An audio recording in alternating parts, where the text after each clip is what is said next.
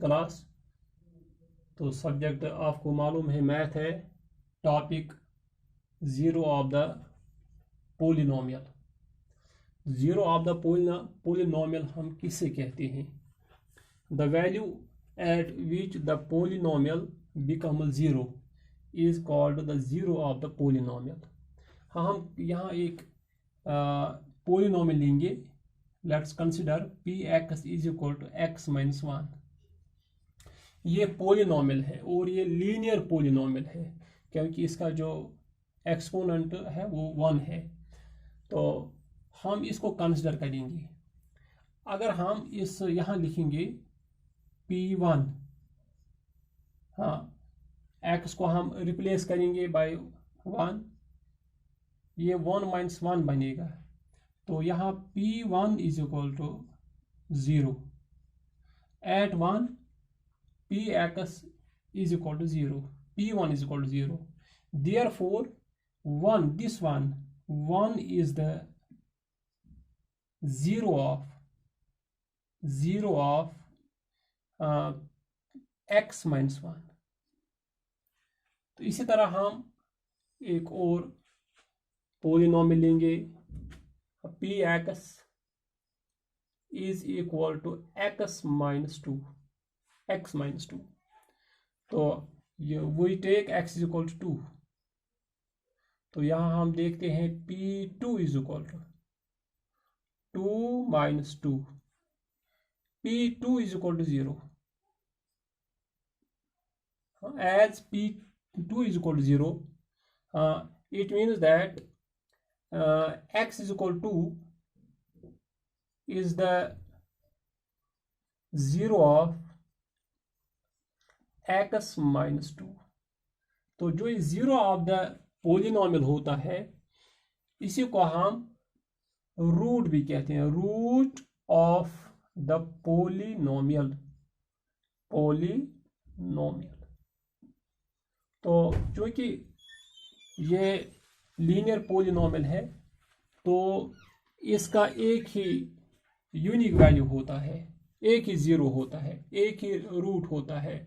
x minus 2, इसका जो zero है, रूट है, वो 2 है। तो इसी तरह जो ये पोलिनोमियल है x माइनस 1, तो इसका जो ज़ीरो है वो 1 है, और ये यूनिक होता है। Unique, the zero of the linear polynomial is unique. इसी तरह हम यहाँ एक और मिसाल लेंगे। हम मिसाल के तौर पर अगर हम x स्क्वायर माइनस 2x लेंगे, Px is equal to x square minus 2x। तो अगर हम यहाँ x को वैल्यू देंगे 2, P2 हम देखेंगे, ये 2 स्क्वायर माइनस 2, x का वैल्यू यहाँ 2 है। तो 2 स्क्वायर जो है ये 4 बनता है। 4 minus 4 is equal to 0। P2 is equal to 0। तो यहाँ जो इसका 0 है वो 2 है। इसी तरह अगर हम x 0 लेंगे, x is equal to 0, now we take x equal to 0, P0 is equal to P0, हाँ, वो 0 square, x square 0 square minus 2 into 0, 0 minus 0 is equal to 0। P0 भी 0 के बराबर है और P2 भी 0 के बराबर है। तो यहाँ हम देखते हैं जो ये पोलिनोमियल है, ये क्वाड्रेटिक पोलिनोमियल है, क्योंकि इसकी जो डिग्री है वो 2 है। तो यहाँ जो ये क्वाड्रेटिक पोलिनोमियल है, इसके 2 ज़ीरो हैं, एक है 2 and 0, और the zeros of polynomial x square minus 2x। तो इससे वाज़ह होता है कि जो पोलिनोमियल, चाहे वो अगर वो लीनियर पोलिनोमियल हो, उसका एक ही ज़ीरो होता है, यूनिक ज़ीरो, और जो क्वाड्रेटिक पॉलिनॉमियल होती है तो उसके 2 जीरो होते हैं, 2 जीरो, 0 एंड 2, जिस तरह हमने यहाँ देखा। तो अगर हम P X is equal to 5 लेंगे, P X is equal to, जो ये 5 है ये कांस्टेंट है, कांस्टेंट। तो अगर हम यहाँ और यहाँ हम लिख सकते हैं P X is equal to 5 into X raised power 0, X raised power 0 1 के बराबर है। तो अगर हम यहाँ P1 लेंगे, P1 ये 5 इंटू 1 रेज पावर 0, तो ये 5 इंटू 1 आएगा, हाँ, विच इज इक्वल टू 5। इसी तरह अगर हम P2 लेंगे तो ये बनेगा 5x raise power 0, 5 into 2 raise power 0, 5 into 2 raise power 0 1। ये हमेशा 5 ही आएगा, चाहे हम P1 लेंगे, चाहे हम P2 लेंगे, चाहे हम P3 लेंगे, तो ये हमेशा 5 आएगा, कांस्टेंट आएगा, कांस्टेंट पॉलिनॉमियल। तो इसका कोई जीरो नहीं है, it has no zero, it has no zero.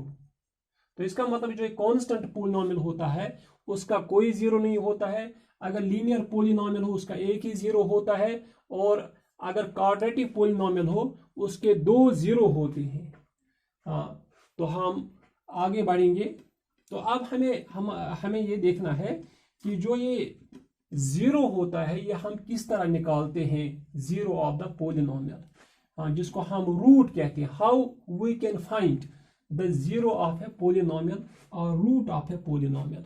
हाँ, we take again x minus 1, x minus P X is equal to x minus 1। तो हम इसको इक्वेट करेंगे, x माइनस 1 को इक्वेट करेंगे हम 0 के साथ, तो ये इक्वेशन बन गई पॉलिनॉमियल इक्वेशन। तो हम इस तरह लिख सकते हैं x इज इक्वल टू 1, जो ये 1 है यही इसका जीरो है। तो इस तरह हम इसका जीरो फाइंड कर सकते हैं। How can we obtain the zero of a polynomial. इसी तरह हमने भी एक और मिसाल हम लेंगे, P X is equal to X minus 2।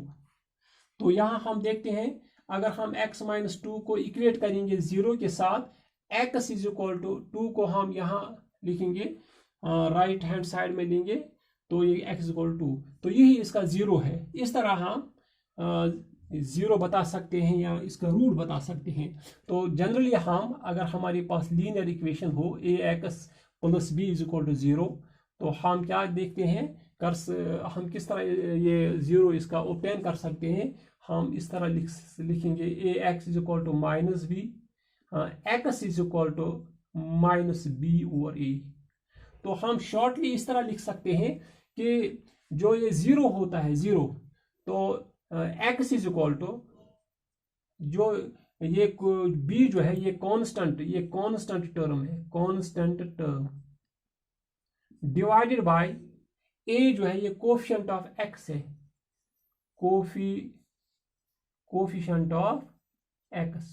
तो ये जो जीरो है, जीरो हम इस तरह बता सकते हैं, zero of the polynomial, minus constant term divide by coefficient of x। ये इसके लिए है, लीनियर पॉलिनॉमियल के लिए। तो हम ये किस तरह ऑब्टेन कर सकते हैं, तो यह हमने देखा कि जीरो ऑफ द पॉलिनॉमियल हम किस तरह निकालते हैं। तो अब हमारे पास एक चीज हमें याद रखना है कि एक बात, a zero of a polynomial need not be zero. A zero of a polynomial need not zero. इसका मतलब यह है कि जो जीरो है ये हमेशा एक पॉलिनॉमियल का जीरो नहीं हो सकता है। 1 भी हो सकता है जीरो ऑफ द पॉलिनॉमियल, 2 भी, 3 भी, 4 भी, और 0 भी हो सकता है, लेकिन सिर्फ जीरो ही नहीं हो सकता है। दूसरी बात जो है, second point, zero may be a zero of a polynomial, zero may be a zero of polynomial, ये हो ऑफ ए पॉलिनॉमियल। इसका क्या मतलब है कि जीरो भी हो सकता है लेकिन सिर्फ जीरो ही नहीं हो सकता है। तो थर्ड पॉइंट जो है, third point, every linear polynomial has one and only one zero. ये बात मैंने इससे पहले बताई। Every linear polynomial has one and only one zero. जो लीनियर पोलिनोमियल होती है उसका सिर्फ एक ही जीरो होता है, जिसको हम यूनिक कह सकते हैं। फोर्थ पॉइंट जो है, a polynomial can have more than one zero. A polynomial may have more than one zero,